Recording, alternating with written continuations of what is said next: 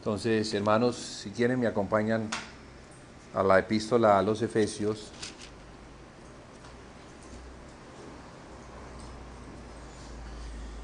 Y hemos estado en esta epístola que nos ayuda a entender mejor lo que es la iglesia, lo que es el cuerpo de Cristo, y de esa manera discernir lo que vamos hoy a comer y a beber. En la carta a los Corintios se exhorta a la iglesia a discernir el cuerpo del Señor, porque los corintios, que estaban divididos, siguiendo hombres y no siguiendo al Espíritu del Señor, cuando venían a la cena, entonces no recibían los beneficios que el Señor tiene para su iglesia, para cada miembro, para los miembros del cuerpo de Cristo. Entonces, la mesa del Señor puede ser de gran bendición cuando entendemos lo que ocurre, o puede ser de maldición cuando no entendemos. Yo creo que el Señor, por misericordia, y sabiendo que la iglesia entró en un periodo de tinieblas, o sea, de ignorancia,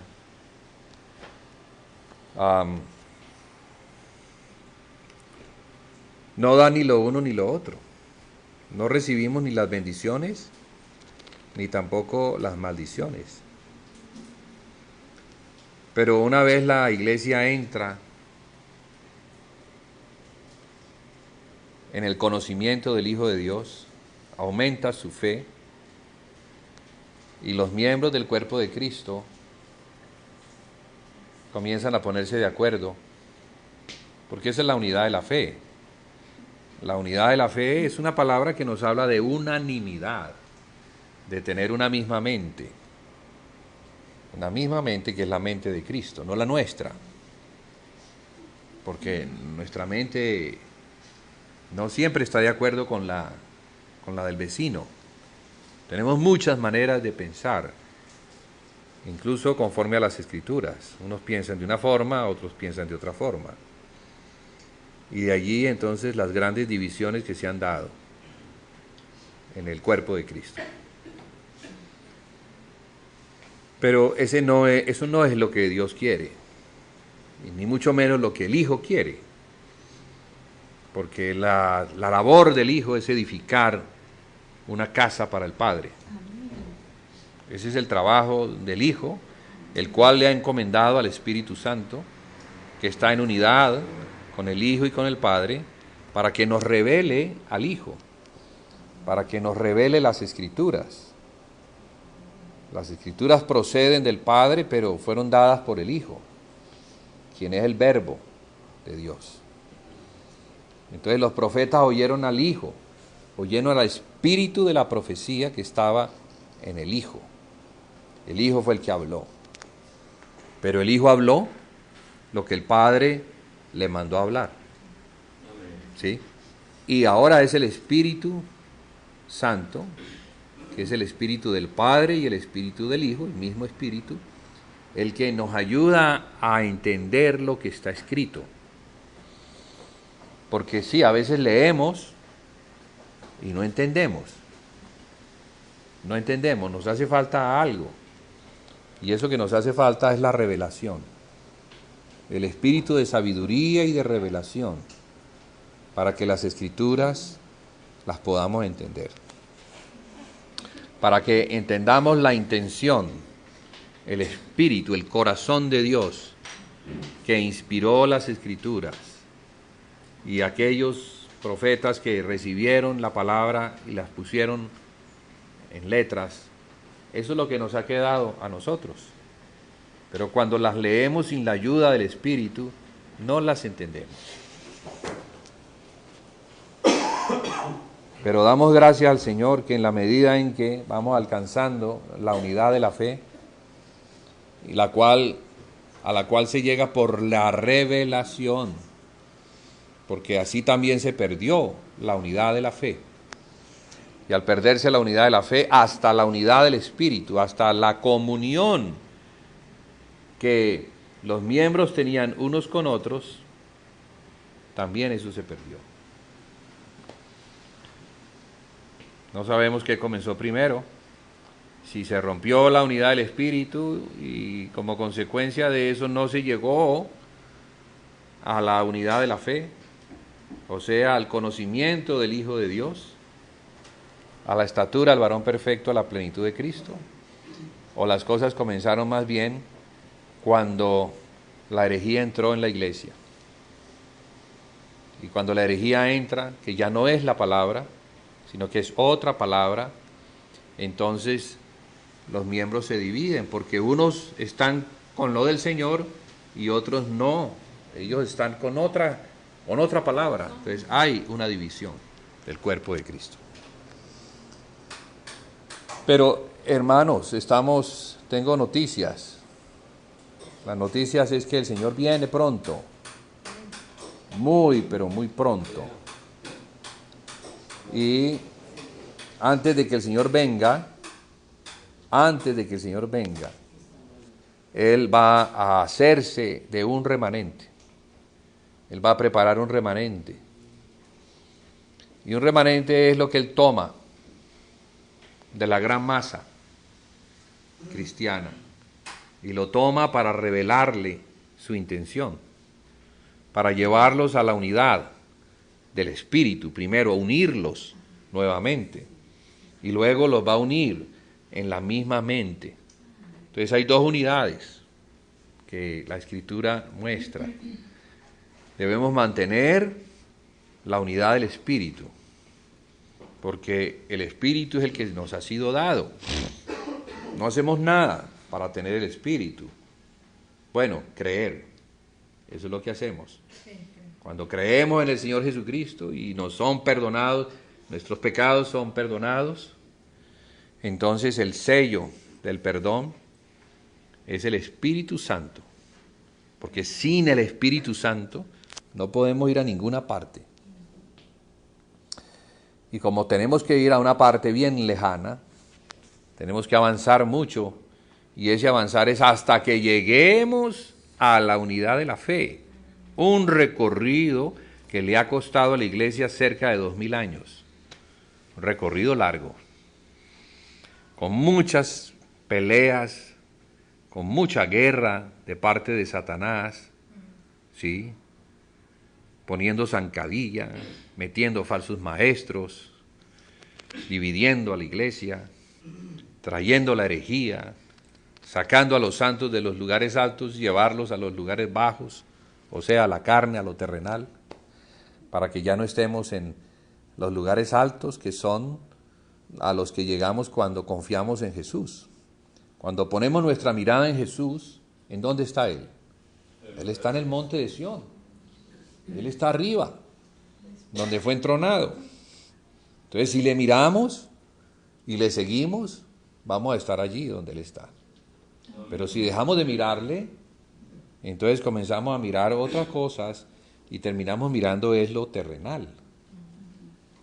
Y descendemos entonces rápidamente en una degradación que nos va a llevar a una pérdida total de la fe. Sí, en donde se enseñan muchas cosas, aparentemente de la Biblia, incluso son sacadas de la Biblia, pero no están en contexto. Son cosas sacadas del contexto, se convierten en pretextos. Y allí entonces los falsos maestros nos engañan, nos enredan, y como no tenemos nosotros la claridad, pues seguimos detrás de eso. Y ese es tristemente el estado de la mayoría de la cristiandad hoy en día, siguiendo falsos maestros, no siguiendo el Espíritu, porque el Espíritu únicamente va a seguir la palabra, solamente. El Espíritu solamente va a confirmar lo que está escrito, porque fue Él quien lo inspiró. Entonces Dios no puede avalar lo que no inspiró, porque se haría mentiroso. Y Dios no es mentiroso. Dios no es como el hombre. Dios no miente. Nosotros los hombres mentimos, engañamos. Pero Dios no, gracias a Dios, seguir a Jesucristo es seguir a Dios. Seguir la palabra es seguir la verdad. Y seguir la verdad es estar parado sobre terreno muy firme. No se va a mover cuando vengan los terremotos. Ahora estamos viendo terremotos, están comenzando a darse los terremotos, vienen más fuertes, pero eso es señal de lo que está sucediendo arriba. Los cielomotos, porque se están moviendo los cielos y están anunciando en esos movimientos, en lo natural, lo que viene. Un remover de todas las cosas. Entonces tenemos que estar parados sobre la roca. Si estamos parados sobre la roca, haciendo aquellas cosas que Jesucristo le enseñó a los apóstoles, y los apóstoles enseñaron a guardar, entonces tengamos la plena certeza de que venga lo que venga, no nos va a mover. No nos va a mover. Porque si nos mueve y estamos nosotros guardando lo que debemos guardar, entonces Dios termina siendo un mentiroso. Y hermanos, nosotros no nos hemos convertido a alguien que es mentiroso, al contrario. Alguien que dio la vida como testigo fiel por la verdad. Él entregó su vida. El Hijo de Dios entregó su vida. Se dejó coger. Lo llevaron, lo juzgaron, no abrió su boca, porque sabía que su destino era la muerte y muerte de cruz. Pero también sabía que iba a resucitar. Y resucitó. Y la resurrección es la evidencia de nuestra fe. Es la evidencia de que confiamos. Podemos confiar en Cristo, podemos confiar en sus palabras, y sus palabras quedaron reseñadas en la Biblia. Y Dios se ha encargado de guardarlas, porque este libro ha sido perseguido, pero el libro está allí, nítido. Entonces, en relación a esas palabras, quisiera leer algo que está escrito en Efesios capítulo 2. Recordemos que el capítulo 1 nos muestra en su principio, el arranque del capítulo 1, que es una salutación, nos muestra que fuimos bendecidos con toda bendición espiritual en los lugares celestiales en Cristo. ¿Sí? Bendecidos en Cristo. No dice con Cristo, sino en Cristo. ¿Para qué? Para que fuéramos santos y sin mancha delante de Él. Entonces, ¿cómo llegamos a ser santos y sin mancha delante de Él? Porque nos podemos preguntar, pero ¿cómo nosotros tan pecadores? ¿Cómo puede ser eso? Bien, es lo que vamos a leer en el capítulo 2. Porque Dios logró una salvación perfecta y la tenía desde antes de la fundación del mundo para realizarse en un momento determinado de la historia. Y ya se dio, ya murió. Ya el Señor Jesucristo vino a la tierra, estuvo ministrando durante 3 años y medio, se dio a conocer públicamente, antes no, pero cuando ya se da a conocer, arranca un ministerio de salvación. Y se aseguró de tener 12 seguidores que pudieran recibir el legado, a quienes Él les pudiera entregar una gran responsabilidad, porque era la responsabilidad de salvar el mundo. Él vino a salvar el mundo y lo hizo en la cruz. Pero luego le entrega a 12 hombres el legado, para que esos 12 hombres vayan por todo el mundo Y por medio del Evangelio, quienes oyeran y creyeran, entonces iba a comenzar una nueva era.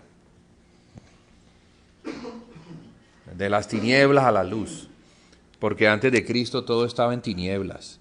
Todo estaba bajo la potestad de Satanás. Después de Cristo, poco a poco las tinieblas se fueron disipando y la luz comenzó a entrar. Porque Jesús es la luz de los hombres. Es la luz del mundo.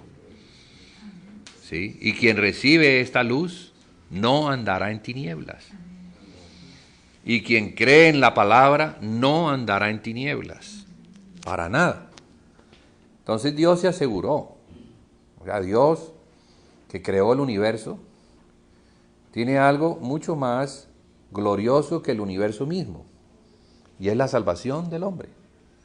¿Por medio de qué? Por medio del Evangelio. De esa palabra. De esas buenas noticias que muestran primero el aspecto negativo. Porque el Evangelio, para que sea eficaz, tiene primero que revelar nuestra condición caída, perdida, oscura, bajo la potestad de las tinieblas.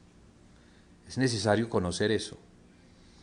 Mientras que nosotros no sepamos lo que es el pecado, mientras no entendamos nuestra condición, mientras no sepamos el destino del pecador, que es la muerte eterna, entonces no vamos a anhelar de un Salvador.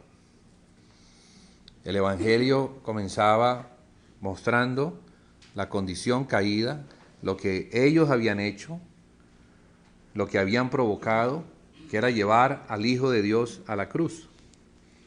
Entonces la humanidad entera, tanto judíos como gentiles, participaron de la muerte del único justo que ha habido sobre la tierra.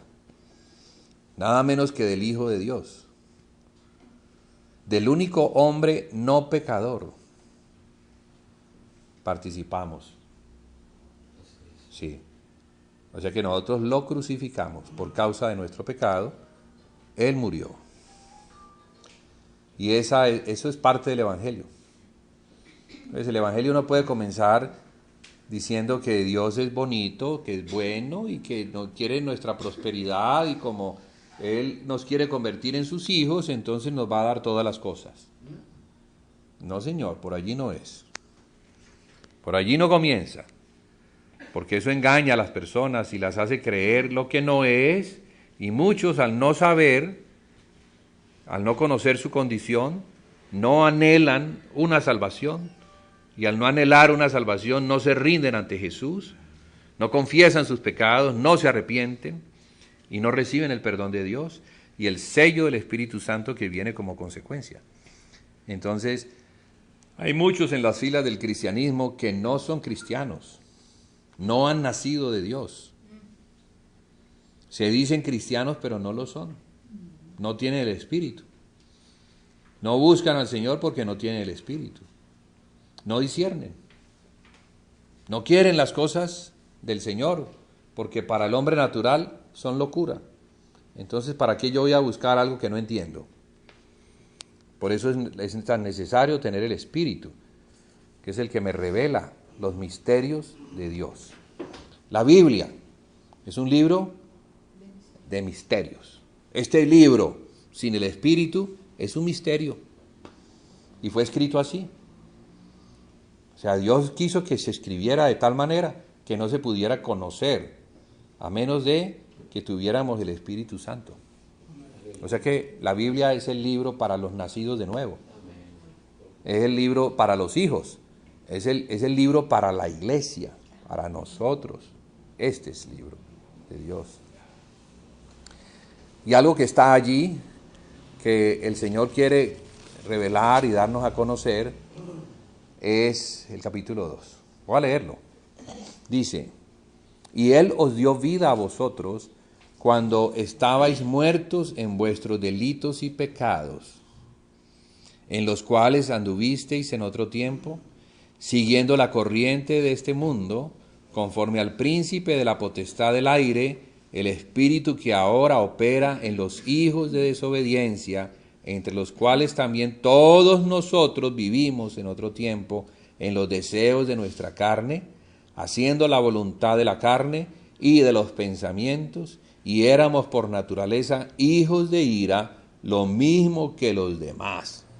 Ese era el estado en el que se encontraba el hombre, en las tinieblas, bajo la potestad del príncipe de las tinieblas, o sea, gobernado por el espíritu de este mundo, Satanás. Tal vez no lo veíamos con claridad, y algunos todavía no lo ven con claridad, pero la Biblia nos está mostrando cómo era, y cómo es para aquellos que no han sido salvados por el Señor, porque no se han rendido, no han rendido sus vidas, consideran que sus vidas no necesitan de un Salvador. No, yo que voy a necesitar de un Salvador si yo no soy malo, o soy malo pero no tan malo, porque mire que yo ni he matado a nadie. Entonces pensamos que no somos malos, pero somos malos. Y no es que seamos malos en la forma como entendemos la maldad. No, la maldad es el pecado. Eso es la maldad. El pecado que está en el hombre nacido de Adán. Porque Adán pecó y somos hijos de Adán, o sea que somos hijos del pecado. Hay una naturaleza que se llama la naturaleza de pecado. Y en esa naturaleza de pecado, entonces somos una fábrica de pecados. ¿Por qué pecamos? Pecamos porque el pecado está en nosotros. ¿Y de qué manera pecamos? De todas las maneras habidas y por haber. Hasta pensando. Hasta no pensando. ¿Sí? Hasta no haciendo lo que nos corresponde hacer. Porque todo aquel que no hace lo que tiene que hacer, está pecando. Entonces, ¿cuántas cosas dejamos de hacer? Que no queremos hacer, no nos provoca hacer y que nos toca hacer. Pues eso demuestra la condición. En esa condición necesitamos de un Salvador. Sí, porque si no, entonces vendrá el día de la muerte y si nos presentamos delante de Dios en ese estado, la condenación eterna será el destino final del pecador. Por eso Dios, amando al hombre, no queriendo que el hombre se pierda, entonces envió a su Hijo, entregó a su Hijo, porque no quería que ningún hombre se perdiera.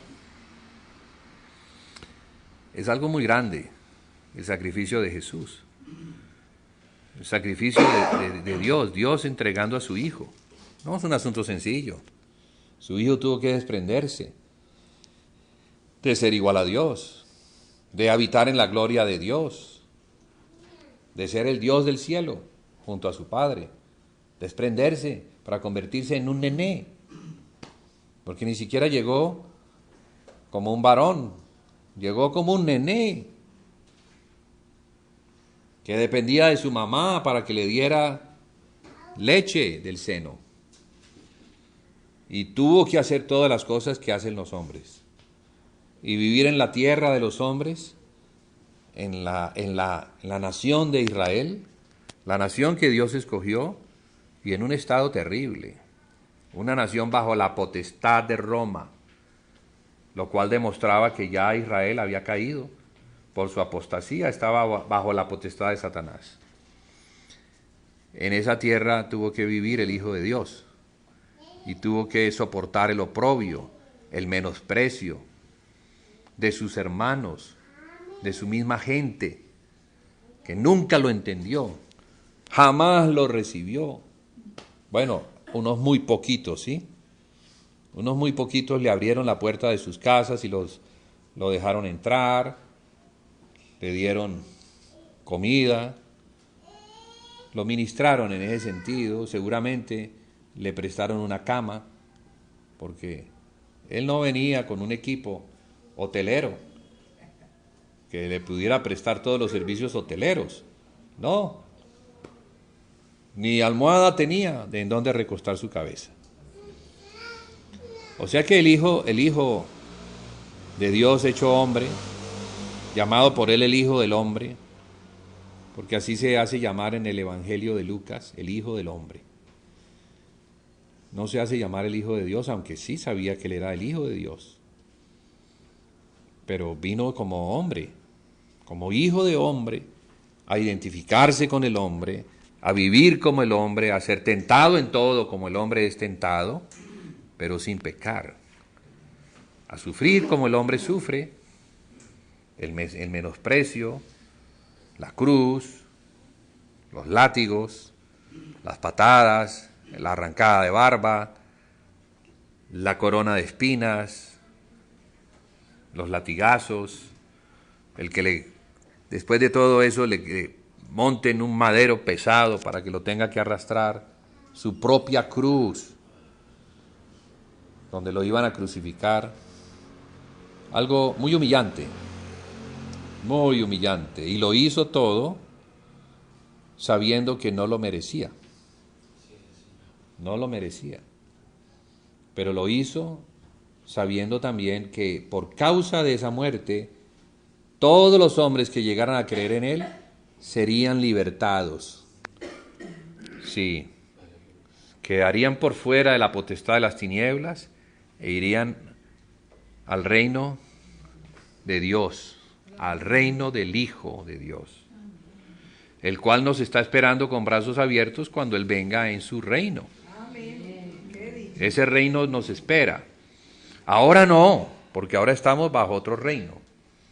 Entonces, la fe es necesaria para poder aguantar esta carrera, que es una carrera de resistencia, pero la resistencia es la fe. La fe es la que nos da el oxígeno necesario para poder correr la carrera y llegar al final. O sea que tenemos que llenarnos cada vez más de oxígeno, que nos va a fortalecer y nos va a mantener cuando llegue la etapa más difícil. Ustedes han visto ciclismo, hay etapas muy difíciles porque luego se presenta la montaña y la alta montaña, y entonces está el premio de montaña, y solamente los que están muy preparados y tienen buen oxígeno pueden escalarla y llegar primeros. Así va a ser la tribulación que viene. Necesitamos estar muy bien entrenados, tenemos que tener los músculos de la fe.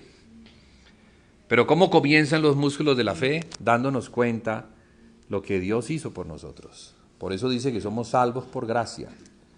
¿Dónde estábamos y a dónde estamos ahora? Esa es la realidad. ¿En dónde estamos los que hemos creído? Estamos ya por fuera de la potestad de las tinieblas. Estamos ya fuera del engaño de Satanás, del poder del pecado, de todos esos poderes que conducen a los hombres que no tienen la fe fuera del Señor. El verso 4 dice: pero Dios, que es rico en misericordia, por su gran amor con que nos amó, aun estando nosotros muertos en pecados, nos dio vida juntamente con Cristo. Por gracia sois salvos. Y juntamente con Él nos resucitó, y asimismo nos hizo sentar en los lugares celestiales con Cristo Jesús. ¿Dónde? Yo no veo eso. Yo no me veo en los lugares celestiales. Yo me veo aquí en los lugares terrenales sentado en esta silla. Bueno, en lo natural, claro, en lo natural estamos aquí, pero en lo espiritual estamos sentados en lugares celestiales. Porque una cosa es el espíritu y otra cosa es el cuerpo. Una cosa es el cuerpo y otra cosa es el alma. Entonces el alma es como el intermediario entre el espíritu y el cuerpo. El alma va a movernos dependiendo de qué es lo que estamos viendo. Si miramos lo corporal o lo terrenal, entonces nos vamos a ver ¿en dónde? En los lugares terrenales, sin Cristo. Pero si miramos lo celestial, que es la palabra, nos vamos a ver en los lugares celestiales. Y eso es lo que Dios quiere, que nos mantengamos en los lugares celestiales. Porque, claro, Él murió y descendió a las partes más bajas. allá donde estaban todos los hombres que habían muerto antes de la cruz. Todos estaban allá. No había nadie que hubiese podido rebasar la barrera de la gravedad del pecado. No. Allá en las profundidades. Y desde esas profundidades el Señor rescató a los que se encontraban, sí, cautivos, y que habían puesto su confianza en Él, y se los llevó al tercer cielo, donde ahora ellos esperan que llegue el día de la resurrección de sus cuerpos, porque no ha llegado todavía el día de la resurrección, pero va a llegar ese día, hermano, anhelemos ese día, porque ese día es bueno. Sí, mire que la resurrección ha sido por etapas. Una primera etapa en nuestro espíritu. Una segunda etapa, no le podemos llamar resurrección, pero es similar cuando nuestra alma comienza a cambiar. Cuando nuestra alma deja de creer en las cosas que Satanás quiere enseñarnos y comienza a creer en las cosas que Dios quiere enseñarnos. Entonces el alma comienza a mudarse, comienza a transformarse, comienza a recibir gozo en lugar de tristeza. Y el alma entonces ahora vive en una condición muy diferente. Y está lista. Un alma así está lista para recibir un cuerpo de resurrección. Pero un alma que no está así no puede recibir un cuerpo de resurrección, porque no sabría qué hacer con el cuerpo de resurrección. Por eso tiene que ser tratada, trabajada, disciplinada, enseñada en otro tiempo, después de que el Señor Jesucristo venga. Pero ese no es el tema. ¿El tema cuál es? El tema es que la sangre operó para perdonarnos, para salvarnos, y es lo que estamos celebrando hoy. Estamos celebrando la muerte del Señor Jesucristo hasta que Él venga. Quiere decir que no se quedó en la tumba, sino que ascendió y promete regresar. ¿Y por qué va a regresar? ¿O por quiénes va a regresar? Por nosotros. Porque no nos va a dejar aquí. No, nos va a tomar con Él. Y para tomarnos con Él entonces tiene que venir. Cuando todas las cosas que se hablan de restauración de la iglesia lleguen a su término. Hasta que todos lleguen. ¿A dónde? A la unidad de la fe y del conocimiento del Hijo de Dios, a la estatura del varón perfecto. Pero ese todos que un día va a ser una realidad, cuando todos entren a la Jerusalén celestial, para el tiempo que nos espera es para el remanente, porque no todos van a estar en ese nivel de fe. ¿Por qué? Porque han abandonado la fe, porque piensan que seguir a Cristo es un asunto muy pesado, y que no, prefieren más bien estar por allí. Pero qué terrible es esa manera de pensar. No. Por eso se habla del lloro y crujir de dientes, que es cuando venga Él, y si le hemos dejado, nos vamos a dar cuenta todo lo que hemos perdido. Y será un lloro y crujir de dientes por muchos años. Entonces, que eso no nos acontezca, hermanos. Que lo que nos acontezca es un gozo inefable, un gozo aumentado. El gozo que hoy en día debemos tener va a ser aumentado cuando le veamos venir en gloria. Amén. Bien, demos gracias al Señor por su palabra, por lo que ha prometido hacer, y también por lo que nos muestra que ya ha hecho, para que vivamos conforme a lo que ha hecho, a lo que ya ha hecho, y mantengamos nuestra mirada firme en aquellas cosas que Él va a hacer. Padre, te damos las gracias por tu palabra. Sí, porque nos has bendecido con toda bendición espiritual en los lugares celestiales en Cristo, y lo cual hiciste antes de la fundación del mundo.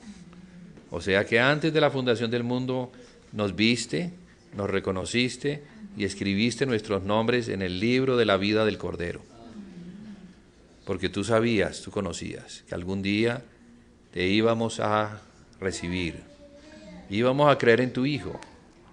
Entonces, desde antes, tú nos escribiste y nos añadiste a tu familia.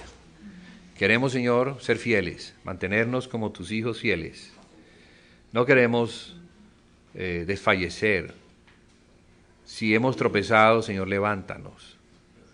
Y si nos hemos desviado, Señor, alíñanos, vuélvenos al redil. Vuélvenos al redil de tus ovejas, aquellas que oyen tu palabra y te siguen, Señor. Ahora permite, Señor, que podamos cenar, comer en los símbolos que hay aquí, el pan y el vino, comer al Señor, tener una comunión con el Señor, que es la comunión del cuerpo de Cristo. Así que, Señor, permítenos que en esta comunión seamos limpiados de todo impedimento, de todo pecado, de todo obstáculo que se haya querido levantar para que podamos juntos poder cenar del Señor. Y si hay algún impedimento, si hay algo que impide que lo podamos hacer, permítenoslo resolver antes de. Si hay alguna reconciliación que se tenga que dar, que se dé.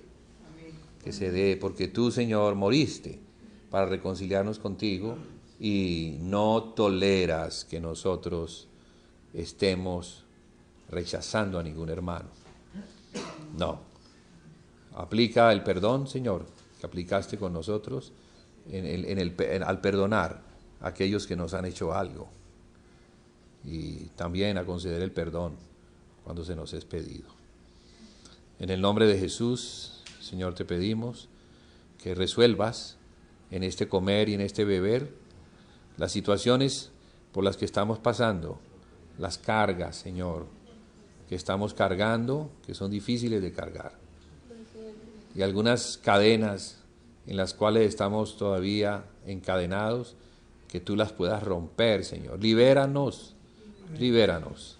Señor, haznos libres, perfectamente libres. Y si hay alguna enfermedad que esté agobiándonos, que también, Señor, tú la puedas redimir.